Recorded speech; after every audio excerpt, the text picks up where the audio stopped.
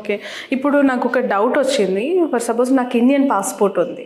నాతో ట్రావెల్ చేయాలనుకుంటున్న మరొక ఫ్రెండ్‌కి యూఎస్ పాస్‌పోర్ట్ లేదంటే ఇంకా ఏదైనా అదర్ కంట్రీ చైనాదో, జపాన్‌దో సమ్‌వేర్ ఏదైనా ఒక కంట్రీది ఇండియా కాకుండా వేరే పాస్‌పోర్ట్ ఉంది. తను కూడా నాతో పాటు సిమిలర్‌లీ సైమల్టేనియస్‌లీ కైలాష్ మానస సరోవర్ యాత్రకి ట్రావెల్ చేయాలనుకుందనుకోండి. What is the criteria? ఎలాంటి ఇబ్బందులు వస్తాయి? అసలు ఏమైనా అక్కడ ఇష్యూస్ ఉండే అవకాశం ఉందా? ఎస్ అమ్మ, యాక్చువల్గా ఇది చాలా వ్యాలిడ్ ఇన్ఫర్మేషన్ మనం ఇవ్వాల్సినటువంటిది కూడా. కైలాష్ మానస సరోవర్ యాత్రకి ఇండియన్ పాస్పోర్ట్ హోల్డర్స్ అందరికీ పర్మిట్ అండ్ వీసా స్టాంపింగ్స్ అన్ని జరగవలసినటువంటి ఒక ప్రదేశం మన ఢిల్లీ ఎంబసీలో జరుగుతుంది. సో మన పాస్పోర్ట్స్ అన్ని ఢిల్లీ ఎంబసీ పంపించేసి మనం స్టాంపింగ్స్ వేయించుకొని తెచ్చుకోవచ్చు. వాటి కోసం మనం ఫిజికల్గా వెళ్ళాల్సిన అవసరం లేదు. ఢిల్లీ ఎంబసీ వరకు ఫిజికల్గా వెళ్ళి స్టాంపింగ్ వేయించుకోవాల్సిన నెసెసిటీ లేదు మన ఇండియన్ పాస్పోర్ట్ హోల్డర్స్కి. Whereas other than Indian passport holders ఎవరైనా సరే, అది యుఎస్ కానీ, యూకే కానీ, ఆస్ట్రేలియా కానీ, జర్మనీ కానీ, ఇలా డిఫరెంట్ కంట్రీస్లో ఉన్నటువంటి వారు ఎవరైనా సరే ఆ కంట్రీ పాస్పోర్ట్ హోల్డర్ అయ్యి ఉంటే, అంటే మన ఇండియా పాస్పోర్ట్ నుంచి వాళ్ళకి పర్మనెంట్ రెసిడెన్షియల్ అవన్నీ కూడా వచ్చి ఉండి ఆ రకంగా ఆ దేశపు పాస్పోర్ట్ హోల్డర్ అయితే, NRI passport holder, non residential Indian passport holders అట్లాంటి వాళ్ళు ఎవరైనా ఉంటే వారికి రూల్స్ అండ్ రెగ్యులేషన్స్లో కొన్ని డిఫరెన్షియేషన్స్ ఉన్నాయమ్మా. మనకు పర్మిట్ ఛార్జ్లో, వీసా ఛార్జెస్లో కూడా మనకి వారికి పోలిస్తే కాస్త ఫేర్లో కూడా కాస్త హైక్ ఉంటుంది. డాలర్స్లో వాళ్ళకి కాస్త క్యాలిక్యులేట్ చేస్తారు. అండ్ మనకి ఇండియన్ పాస్పోర్ట్ హోల్డర్స్కి ఢిల్లీలో స్టాంపింగ్ అయినట్టుగా other than Indian passport holders అందరికీ కాఠ్మండూలో స్టాంపింగ్ అవుతుంది. ఓకే.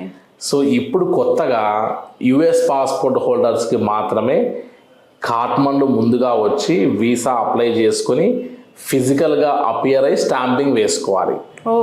ఓన్లీ యుఎస్ పాస్పోర్ట్ హోల్డర్కి. అదే మీ ఫ్రెండ్స్లో ఉన్న వాళ్ళు ఎవరైనా యూకే పాస్పోర్ట్ హోల్డర్ అయి ఉంటే, లేకపోతే ఆస్ట్రేలియన్ పాస్పోర్ట్ హోల్డర్, ఇలా other than US passport holders ఎవరైనా సరే, ఒక యుఎస్ పాస్పోర్ట్ హోల్డర్ మినహాయించి ఎవరైనా సరే వారికి సంబంధించినటువంటి యొక్క ప్రాసెస్ మొత్తం కూడా మనం కాఠ్మండు రాకముందే అంతా పూర్తి చేసుకోవచ్చు.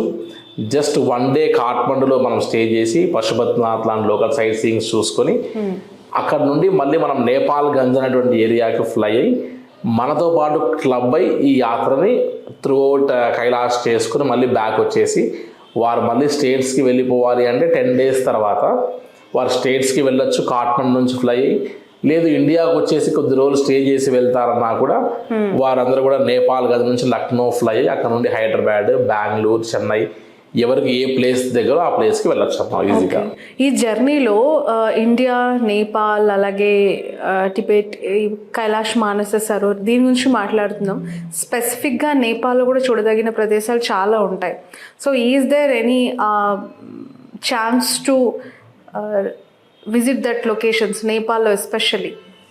ఎస్ అమ్మా, యాక్చువల్గా నేపాల్ యాత్ర అనగానే మనకు ఓన్లీ పశుపతినాథ్ టెంపుల్ కాఠ్మండులో ఉన్నటువంటి లోకల్ సైట్ సీయింగ్స్లో జల్ నారాయణ్, తర్వాత డోలేశ్వర్ మహాదేవ్ ఇవే కాకుండా నేపాల్ దేశంలో చూడవలసినటువంటి చాలా టెంపుల్స్ ఉన్నాయి. వాటిల్లో మరీ ముఖ్యమైనటువంటిది ముక్తినాథ్ ఆలయం. 108 దివ్య దేశాల్లో 107 దివ్య దేశాలు మన భూమి మీద ఉన్నాయమ్మా. దాంట్లో 106 దివ్య దేశాలు మన భారతదేశంలో ఉంటే, మన భారతదేశం బయట నేపాల్లో ఒకటి ఉంది, అదే ముక్తినారాయణుడు, ముక్తినాథ్ టెంపుల్. 108 డైరెక్ట్గా వైకుంఠం పైన ఉంది.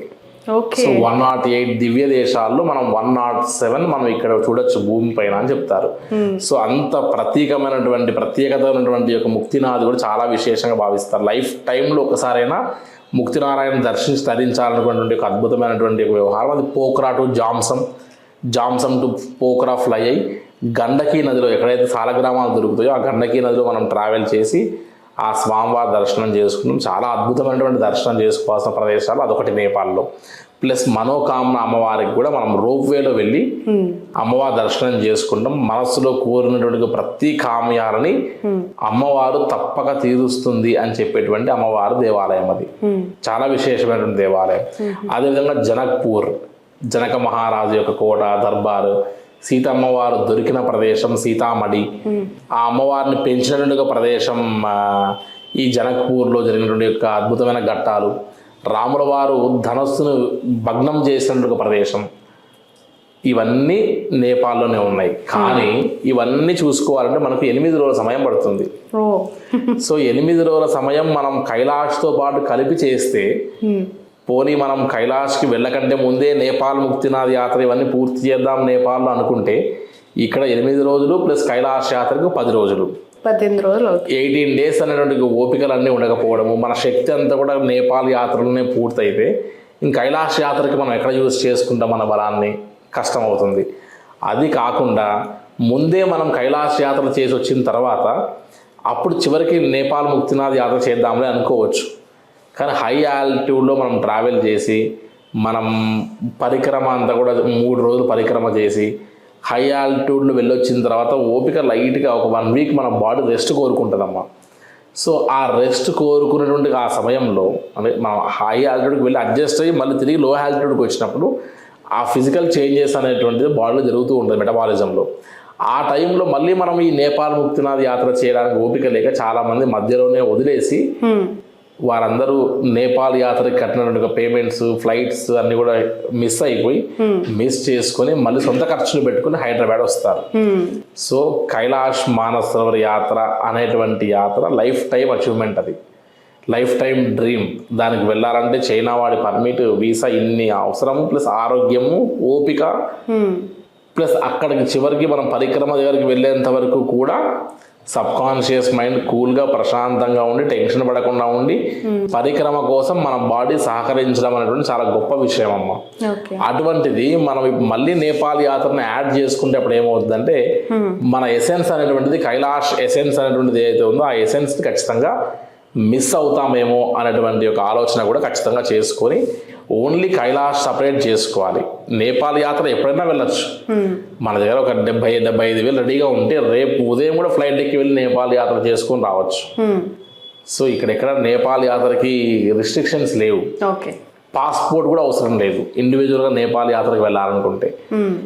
అండ్ మరీ ముఖ్యంగా చెప్పేది ఏంటంటే నేపాల్ ముక్తినాథ్ యాత్ర అనేటువంటిది కైలాష్ యాత్ర ఒక డెమో లాంటిదమ్మా. ఎవరైతే నేపాల్ ముక్తినాథ్ యాత్ర ముందే చేస్తారో కైలాష్ యాత్ర కంటే ముందు, అటువంటి వారికి నేపాల్ యాత్ర అనేటువంటి యొక్క ఎసెన్స్, ఆ అనుభవము కైలాష్లో కూడా దాదాపుగా సిమిలర్గా ఇలానే ఉంటుందమ్మా క్లైమేట్ అక్కడ. సో కాబట్టి నేపాల్ యాత్ర అనేటువంటిది ఒక కైలాష్ ఒక డెమో లాంటి యాత్ర అని కూడా చెప్తారు. అందుకే మనతో కైలాష్ యాత్ర బుక్ చేసుకున్న వాళ్ళని అడుగుతాం మనం, మీరు నేపాల్ యాత్ర చేశారా, చేయకపోతే మీరు నేపాల్ యాత్ర చేస్తే ఒక డెమోగా ఉపయోగపడుతుంది. అవకాశం ఉంటే కైలాష్ కంటే ముందు నేపాల్ ముక్తినాథ్ యాత్ర మొత్తం టోటల్గా పూర్తి చేస్తే కూడా మీ యొక్క బాడీ ఫిట్నెస్ ఏంటో మీకు అర్థమవుతుంది అని సజెస్ట్ చేస్తాము మనం.